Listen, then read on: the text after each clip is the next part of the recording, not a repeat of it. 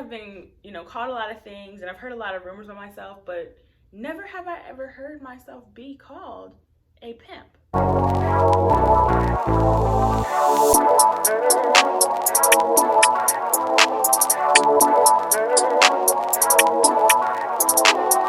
Hey y'all, it's your girl Nai, and I'm back with another motherfucking video. So today's video is going to be very different than any other video I've made. And honestly, I don't really know how to start this video at all, other than like how I met her. So I'm gonna tell you how I met Shorty. Oh, I met her when I was in the 5th grade, so I was about like 12. She was 2 years younger. We met through YouTube. It was very weird how it happened. I forget honestly how it happened exactly. My best friend Taylor, we joined YouTube and made videos and shit, and the girl Leah, we're gonna call her Leah, she like became our friend somehow. And it was really her and Taylor at first, but then me and her became like this. Like, our parents knew each other over the phone with us talking on FaceTime every day. We did not go one day without talking. Like, we were like best friends. We finally decided to meet up when I turned 15, she was 13. And her parents drove her from Virginia to Maryland, where I live, and we spent like the weekend together. It was cool. It was different. I didn't really expect her to be how she was. She was a little on the brattier side, but I kind of let that slide. So I'm like, you know, you're in a different environment. You don't really know what's going on. But I don't know. It was just weird. It was diff. But then we ended up linking again the next summer. And once again, the vibe was off around like the second day. It was just like, okay, like, you're just a little too childish for me. Like, she started high school. And we honestly just kind of drifted apart. We didn't have any bad blood. We just didn't talk as much. She began high school, and I was in a new relationship my junior year. But yeah, it was just like we just grew apart type of situation. Me and my ex broke up after 2 years, and I remember I started getting this little crush on like an Insta famous dude. I'm not saying any names because I don't name drop. That's not who I am. I knew him kind of, and I knew his best friend personally. Mally, if you're watching this, hey, what's good? So I ended up posting on my Finsta, like, he is so fire, like, oh my God. And then she commented and was like, oh my God, like, I think he is so sexy, like, I have the biggest crush on him type shit. And I'm like, so I was like, okay. She actually called me that night, and this was during quarantine, so like in April. She called me that night, and we stayed on the phone till like 7 in the morning. And that's the longest I've talked to her since I last seen her in like 2 years prior. But I'm like, you know what? I missed you, bitch. Like, damn, what the fuck happened to us? And we ended up planning to link up again. I had made plans with Mally to come to New York for the 4th of July, and then we would go to an Airbnb in Jersey with his friend Jaleel, who is now one of my favorite people in the world. If you're watching this, hey Leo. Like, none of my friends really want to go. Like, Taylor didn't want to go because she was scared of like Corona and shit, which she had a reason to, not mad at that. And then one of my other friends, she couldn't come that same day, so she ended up coming like later on. But Leah, what's her name? Leah, she was like, yeah, I'm down. I can come and drive from Virginia. We can just drive straight to New York. I'm like, that's a bet. Let's do it. Her parents dropped her off in Maryland, but I didn't know she was telling them that she was going to be in Ocean City, which is in Maryland, and not New York. So yeah. I was just like, fuck it, I'm grown. I don't have anything to lie about. My mom already knew where I was going. Don't really care. We drove to New York, and the entire time she's texting me this guy, and he's kind of like ghosting her, not really responding. And I'm just like, this is embarrassing me. I'm getting secondhand embarrassment stink. Like, you gotta figure that out. We get to New York. We ended up going out to eat with Mally. It was, you know, a chill day. Then he ended up dropping us off because he drove us to the restaurant. He dropped us off to her cousin's house in New Rochelle, which is like scary as fuck. It reminds me of Baltimore, but whatever. I didn't have my car. All we had was Uber at that point. We get dropped off, and they come down. We were supposed to go to a rooftop and like hang out. That didn't happen because it was locked. So we ended up walking to a park at like 10 o'clock at night. And the entire time I'm on my phone with my friends because I don't know these people, number one. Number two, I'm getting kind of uncomfortable because like I just didn't want to be around them that long. They were also kind of like kiddish. Like I don't like hanging out with people that are childish to me. Like, that's just weird. Need I remind you, she is 2 years younger, but like I thought she was more mature. I kind of was like, okay, can we go back? Like, I'm ready to go. She's trying to look up Ubers, and they were not coming. Like, none of them were coming. And at this point, it is midnight, so that's great. I'm like freaking out now because I'm like, we're in the fucking hood at midnight, kind of stranded. So I'm like, this is bullshit. So she's calling cousins, and she's like talking kind of quiet, and then out of nowhere she's like screaming, like, I don't know why she's mad at me, but da, da, da. And I'm like, hold on, because I have a reason to be mad at you. Let's start there. I am fucking stranded in a fucking ghetto ass area. Your cousins left. They walked the opposite way. Didn't even wait for our Uber to come. They said, okay, y'all good, bye. We didn't fucking, I wasn't good. We didn't get in the car, did we? No. And she gets off the phone with them, and I'm like, you have one more time to raise your voice at me before I really lay hands. Because I'm like, you got the wrong idea. Not even the right idea, you got the wrong idea and the wrong bitch. Don't play with me. So I'm getting irritated because I'm like, why do you feel the need to talk shit in front of me? Like, what the hell? Who do you think you are? Especially when you got us in this mess, like, in the first place. Luckily, Mally called around the same time, and he's like, hey, I'm about to go to work. Y'all good? And I'm like, bro, we're stranded. I don't know what the fuck's going on. A fucking crackhead chased us. So I'm like, yeah, this is never happening again. I told her, I'm like, you need to make sure that you fucking have how you're getting there, how you're getting back, and everything in between planned out beforehand, because we're in a different state. If you get your ass taken, what the fuck am I gonna tell your parents? Like, you're underage, number one.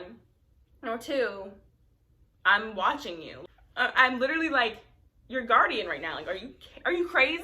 The entire night she's popping Adderalls for fun. She's like, I stayed up until 3 in the morning to look up different bus routes and subways, and I'm like, you're this fucking pressed to go hang out with some dude, you're diff. I'm not gonna let you take a fucking subway or bus by yourself. Like, that's not who I am. And we stayed in Westchester. Westchester County is like 30 from the city. She wanted to go to Long Island, and I'm like, okay, sure. But I'm like, I'll just drive you. So me and Mally drove her to Long Island, and it was like hell traffic. So it was like an hour and 30-minute drive opposed to 30 or 45 minutes. So I was big mad, not gonna lie to you. But that night I was meeting up with a friend, and I already knew him beforehand, but I didn't know his friends. So I asked Leah, I'm like, hey, do you mind coming with me to Brooklyn tonight? And we're spending the night. I just don't want to be alone with 3 dudes or 4 dudes, and I only know one. Like, that's just not, it's not happening. First, she was okay with it, honestly. She was okay with it. And I'm trying to get my friend Angelina. I'm like, yo, Ange, can you please come tonight? She was gonna come the 4th, and then we're leaving the 5th. I begged her to come for the 3rd.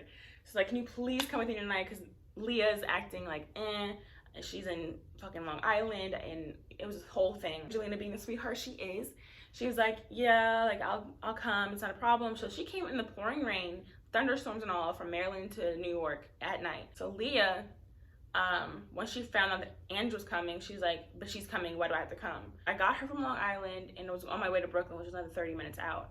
She's like, she's coming, I didn't come here for this. Like, and I'm like, you didn't come here to sleep with some random dude either, but you are, so like, whatever. But we ended up going to Brooklyn.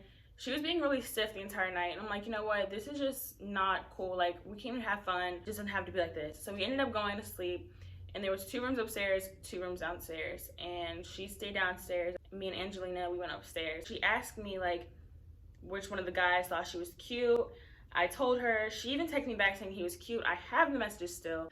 I guess she thought that was me pimping her out, which I never really, you know, thought of it as that, because, you know, when you hang out with guys and there's other guys, you would bring your girlfriends, right? Like, did I miss something? Am I, like, whatever.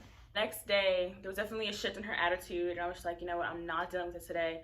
So she was gonna get a lift to Long Island, and I'm like, bro, can they come and get you? I'm not driving out to Long Island again, it's not happening. So she ended up getting them to come get her. It's the dude that she was messing with, I guess. The dude wasn't gonna take her back to the hotel. The hotel was in the 30 minutes from Brooklyn. So I brought clothes because I knew we might have been staying the night. So I brought clothes, and I brought my bag and everything. So I gave her literally the shirt off my fucking bag. I gave her my shirt. She was going to the beach that day, so I gave her a bathing suit. I gave her pajamas, and I let her just leave. And I felt bad after she left, But at the same time, I was just like, she's been blowing the fuck out of me the entire time. I'm not gonna sit here and argue with her anymore. After giving her my clothes, she didn't text me not one time saying she was okay or anything. Like, it just was like, okay, I'm gone, bye. That night, I was texting her like, hey, we have to be out of the hotel by 11. Do you think you can come here by 11 so that we can get out of here? And she's like, what do you mean? I'm like, well, we have to go back home. So how are you gonna get to the hotel? And she's like, you? And I'm like, no, I'm just not though. Like, it's not happening that way. And she's like, well, then how am I supposed to get my stuff? And I'm like, well, I can pack your shit for you, but you're gonna have to get away here. I'm not going back out there just to come back. Early as shit, it's not happening. So she's like, just leave my shit and I'll get it myself. I'm like, well, we have to check out, so they're gonna just throw your shit away. We packed all her stuff for her, and then we stayed at the hotel for an extra hour or two just to make sure she had her stuff if she were to come. So she gets there, and my friend Dave, he works the hotel, and Mally, he lives like 5 minutes from the hotel. So we ended up just staying there with them for a little bit before we left. And we see the Uber come pull up, they get out the car. She marches up the stairs. I wish I had a video of this shit. It was the funniest thing ever.